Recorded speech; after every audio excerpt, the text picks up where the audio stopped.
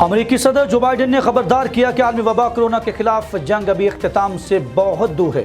غیر ملکی میڈیا کے مطابق چند روز قبل صدر جو بائیڈن نے کورونا کے باعث امریکہ میں 5 لاکھ سے زائد اموات کا خدشہ ظاہر کیا تھا، لیکن ساتھ ہی کہا تھا کہ عالمی وبا کی روک تھام کے لیے ہم بھرپور اقدامات جاری رکھے ہوئے ہیں۔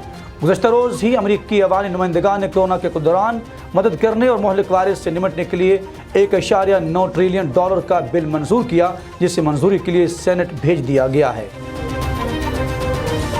کیا ہے کہ عالمی وبا کورونا کے خلاف جنگ ابھی اختتام سے بہت دور ہے۔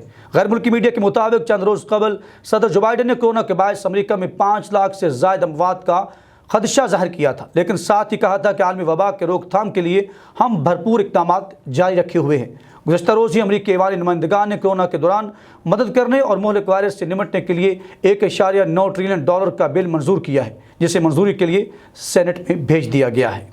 دوسری جانب امریکی صدر نے اپنے ملک کے شہریوں کو خبردار بھی کیا ہے کہ عالمی وبا کے خلاف جنگ ابھی اپنے اختتام سے بہت دور ہے۔